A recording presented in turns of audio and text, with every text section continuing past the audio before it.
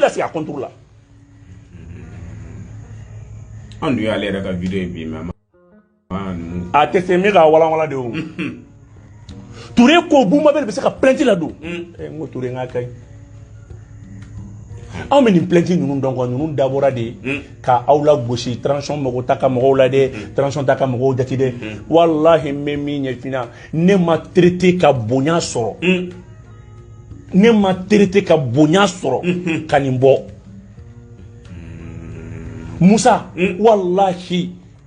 Mali chariatigu, Mali famau, gouvernement, est-ce que ba kalama autorité force de l'ordre, Mali porterou, ma chité mi ka soutien manana Boumabel ma mina chungalila, ima ke dugi atip ima koke mokola, ima duguchi, a sorla ki bi ke armée de défense ou ambiko.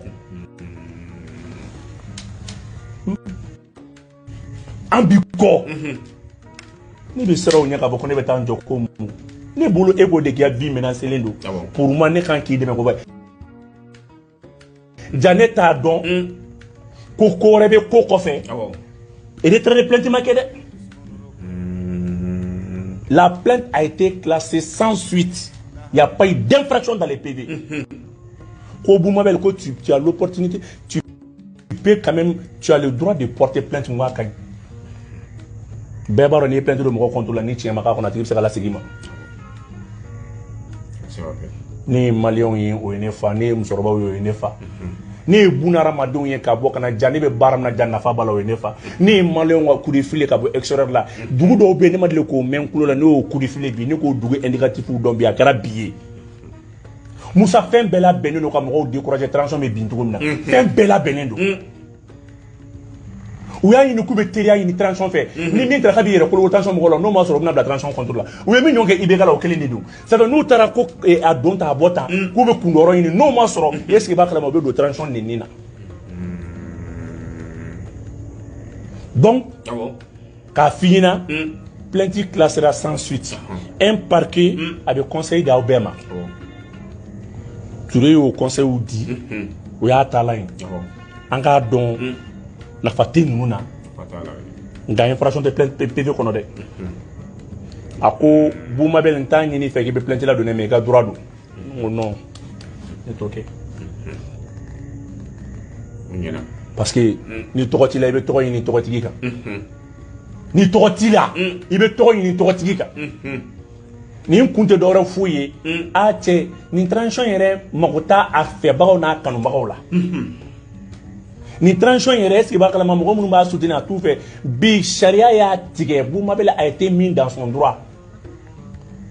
awi tige di nyoma mi kenema o ye senti mo na le ne drapeau comme o ya sura ma do touré fait o ya sura ma do touré fait en donner encore est-ce que ba kala ma o ya fama kuma nunu bebla la krefe trop kala ka sira to la o ka kala mo fo to la ko me ko are mu de ke ya me ba fo mo ma ka ya fa nyoma ko do de garage et pour le qui n'est plainte que vraiment tu as droit et tu as raison plus toi non nous ne mettons pas de Dieu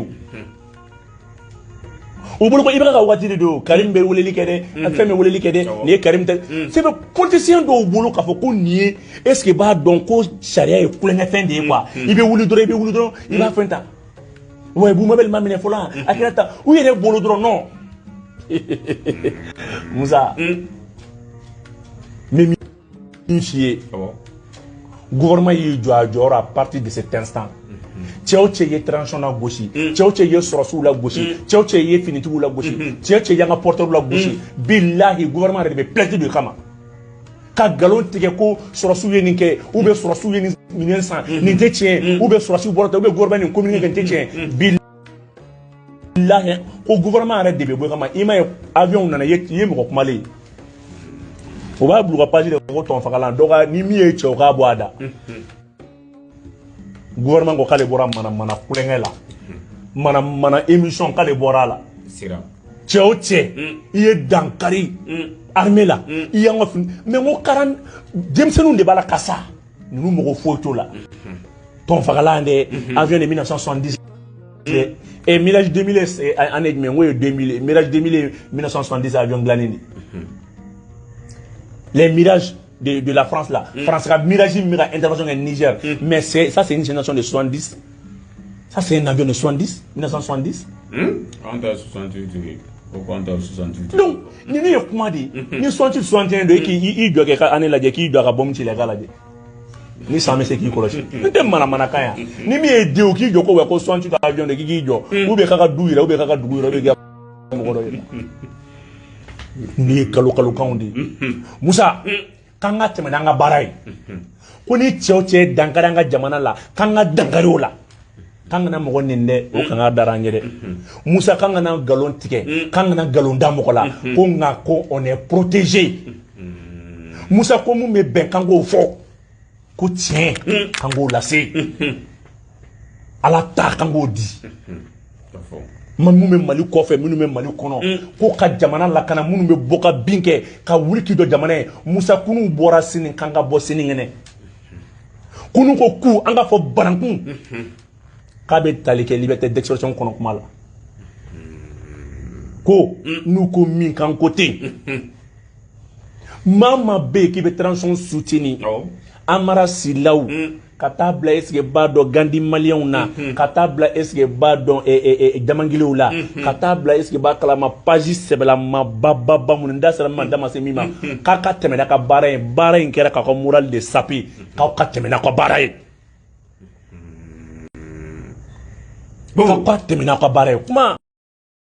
oui mɔgɔ caman kun y'a jira k'a fɔ bi tribunal da la k'a fɔ ko dossier in kun man ka se nin yɔrɔ la kumana jumɛn de kɛra wallahi dossier traitera avec respect et professionnalisme tu sais qu'il va qu'on nous me plainte que car mali na décourager car ou te ou mo te plainte kono kuma la ko mo be ou be mona mundu mo lo mo bo la tu sais que d'abord comment de kundo ka bu mobile imilera bu mobile minela bu mobile déligue bu mobile pour procureur fait dossier tranchera ka classé de ka pour bu mobile ma fenke bon donc à fina ko dossier kuma nga seni niveau la hôtel touré yi kungolo miné de ko mais ko mo se ka plainte do mo xaman na tuuti donc même le parquet parce que il va bleu kuna le parquet est indivisible au courant oui pour que n'a ka substitut mana fen que parquet bébé kuma ka clinique il va bleu kuna ni parquet ko kiye ni ke al ni au substitut al no au magistrat ni magistrat la yoke oui parquet ni c'est valé ni juge d'instruction ni juge de siège ou ka minate kilin quoi parquet il est indivisible ni a fora ko ni kera be jigini ko kera donc a fora de ko ka soit transmis de kera pour enquête comme o la mais en belamela mais o lameli kuma konna la galon tigera ka bo akilima wallahi galon tigera ka da Mali famaw aka bo akilima ministrité e ba kalama Mali procureur min to ma foni ani me nyondone ani me sigide ani me barokede karsa de la ka mo bla kana gadi tangadala a begalon galon betara da Mali juge ni Mali magistrat la c'est tala ou trafic d'influence de trafic d'influence de do bobo me faga sege to an ko tunal bi nya me ka fo ko ministre do kumbe a mokos flani ñokon cɛ mais kumbe ka a essayer ka nani ben pourquoi on ma se ka fenga fasira ni niveau là parce que ala de bolo Musa don bena du se de kandu Maliens cadre en transition soutenue pas pour les militaires, mais pour l'armée. Les gens pensent que 5 colonels, ko o kalo kain de bina Mali la tige. Non, on parle de l'armée. Mais Djigaw ça ne faille. Ministre Oumarou Diarra ne ba fou. Avec mes délégations na Katamboura. Musa ne ka buna ramaden ka fɔ ministre ma ida bon ka kuma la so la ni dossier in fɛ awo togoni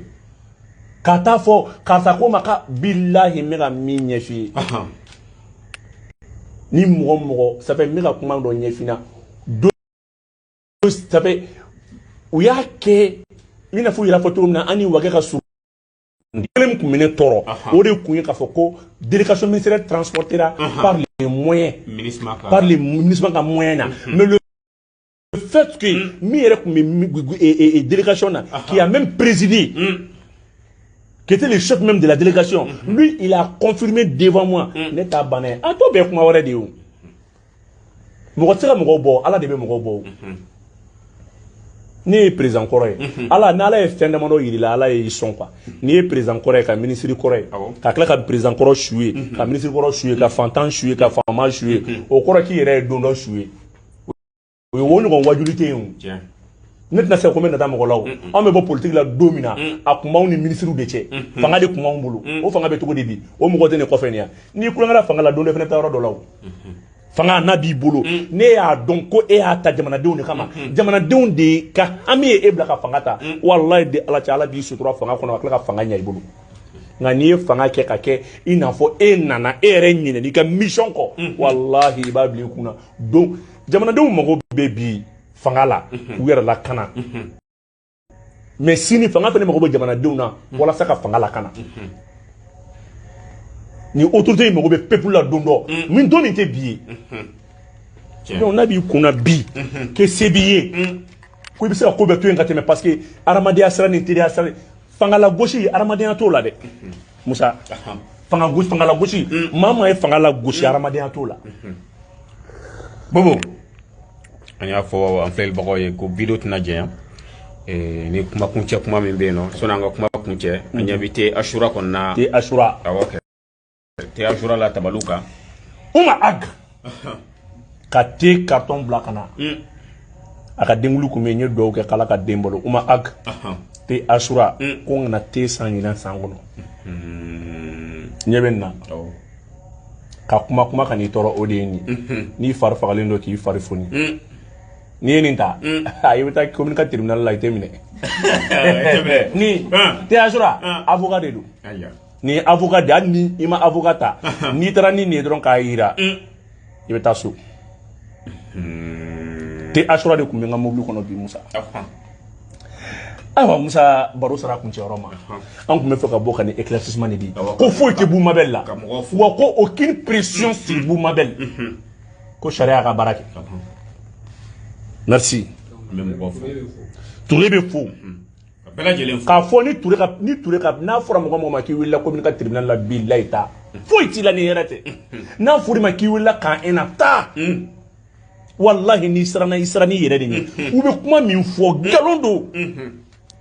nous est touré fort avec qui qu'on que c'est pas calme est-ce que mogodo ko diable do ta la foi mo min so en ala na kata ala kra kabula la kana bokibina ko dam ko gambi ni bi jodine joro de kata kira sallallahu alaihi wasallam to kabula ya fene touri ne ba ka sini daro de la biu mo min 4,500,000 o do kata kulen ke bo so kulen ala la ou kiri kiti fembadi karamaden don kasola ma fenge ba ko ngodo nunu bulu ka be kulen la mali ko na lebi wa ni choche bora transition kama ali sini me boy kama ali ni mi ndalo na la ka bla bi wallahi billahi Musa yani ngata ndani ya me boka video bi ni galonte ka darme la bi sansan mura tese d'attaque là donc aboni mi etie ko ko do fo mi ti che mbe bo sansan avion munu sara ni etie boy ka ko do fo avion ma mbe bo sansan atanga mali o mene ko rene tesra ni be nu fo mo ko ye kwa activiste ni vidéo manu kwa ko ya na kata o digi seme fama nu na ayo digi seme peuple là bi le peuple ni justice de ne bobi wallahi imam Umar Jara le jeune ministre ala ka balo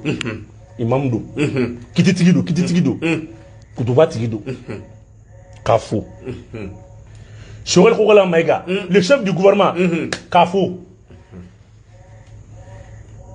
Et comment on la bladoune? Yaï Moussa. Madame la plainte, il n'y a pas de Moussa Mina, comment qu'il est fina? Tu as plainte de Boumabel Kama. Ni Moussa Yafabi. On a fait plainte de Kama maçon. Mais tu as plainte de Kama. Namake tient bas du Kama. Ka fo mali activiste be journaliste be tchao tchao do ya plainte do parce que nous bolo quand te plainte do ko on te fait non de quoi ka kete ngoro awbe mo do ya ni awbe mo lankari ni ko ngara ma do metani iba ko ni mi ando ni mi plenty kan ba ke bita ko ni ñoo tuy malien bora tugu mina malien ka bunyama mais ka fo parce que vous venez de ko sisa u ka siblu te mo ko shine ko sisa ulu tsaka nambangu de ala de tsaka nambangu ulu tere ala de tsaka nambangu mogul tsaka bane kuma kana de ala ni jamana de horo munun be bi bunara maden keraba bi ko mali bina wuli bi che ne fasa an pa do bora franci kana be afiano nana ka bo franci anana ka séjour la musoroba kile ne kerefe bi tribunal la ani mais muso yene soute ngo musoroba don nana musa ne bina min fina che musa do fra transition souteninga mali e dugu de ni mali tano ala bi sangoro tangwa git la do ya fobi anya si bege ni politicien ngo tegere fola ali mo kun do are mais kabra nye jamana taka da anyama be ne ma joro yere che be touré billahi ni politicien do be galom taka da touré la c'est trop an ko ngat parquet là parce que waro de be cybercriminalité pour na quoi donc nous yo diaboliser ou be frère ma quoi au be clé be bank galon tigala chogele ni kede chogele un pouvoir ramasser dans la rue un ministre comme ça avec galon avec ndora maminda chogele ko monju na on tewa au poursuivre chogele fewa ngo chogele ya dokale be jamaka baral ngali ni au de be mo dogo mo tseka dogo nous fen bora ambe bo ko fina de akara che akara muso che afara ka bna dama kunde o be pambam en temps viro la de en temps viro la ni sini ante doge sini ante do refane gadu u ka bo ça va no de fier nous me dugu to anyu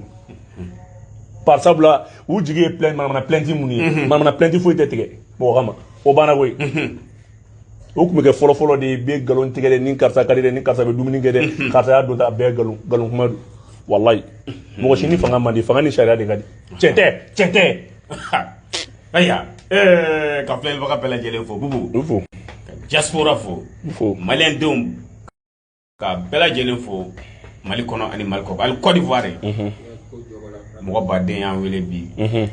e mena te ashura do baka te joba fe ni joba la ka te ashura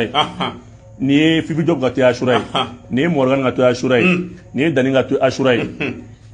shikobe ni shiu ka te ashura ni politologue ni yo ka te ashura politologue ni morgan je te ashura kilina Musa Nsentala. Ayi. Che ne ka gere gere Aziz ni Musa je. Bara ne ka gere ngoni gere an wasolen bɛ bi i b'a kalama sariya de bɛ jamana in kɔnɔ kan ka billahi kan kana bi mɔgɔ kan mais min an ka droit liberté d'expression kan ka fɔ an wasolen de bɛ kuma bi